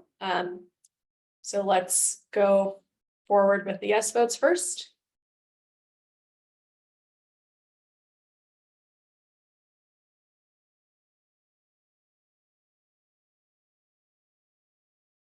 Okay. Are there no votes or deletion votes? Okay. So the noes have it.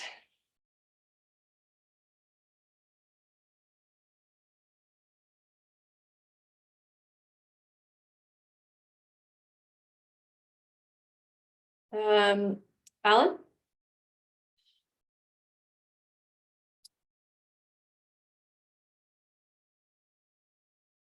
Oh, sorry, are you retracting yeah, okay, got it, okay. Kaja, can I ask what your recommendation is in terms of, it feels like enough has changed that the preamble might change substantially as well, so I want to defer to your wisdom on what the most efficient use of folks' time is for the rest of the meeting. I would say that that's a fair assessment, and I think if the committee wants to adjourn early, they are certainly more than welcome to. If they want to go through the preamble, we can do that too. So I don't know if anybody has strong feelings one way or another, but I would expect there to be some amendments to the preamble in light of the recommendation changes. Okay. Yeah, so my recommendation is that my read of the comments on the preamble is that they're, Alan, do you want to go ahead first and then I'll chime in? I think we ought to vote on whether we should say something about the prior record 75.3. And I think it probably should go in the preamble, and I'll leave to Jeremy and Kasia to figure out what to say about it. But I think we definitely have to say, well, I think the recommendation is definitely different from 75.3. And so we should say that and try to describe it a little bit. But other than that, I agree that we should not take the time and try to edit the preamble now.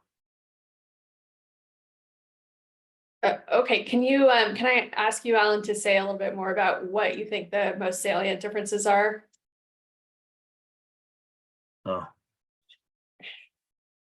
Well, I think, I mean, we have different dividing lines.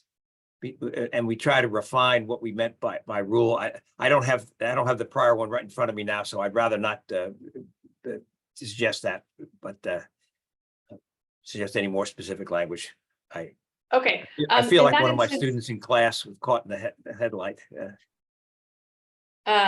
Highest compliment to be compared to a professor. So I think in that case, because the preamble sort of starts with the background discussion of the prior recommendation, I think what it makes sense is part of the revisions to the preamble that we've already discussed for the committee staff to consider whether there's any sort of clear dividing lines or clear advancement from the prior recommendation to this recommendation that are worth highlighting as part of those revisions.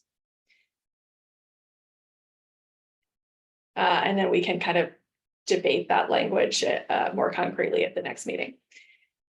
So unless any committee member raises their hand to indicate that they want to discuss any of the specific preamble language at this point, I think we'll take the opportunity to adjourn early. And our next meeting is on April 25th at 1 p.m. and the committee staff will send out the materials before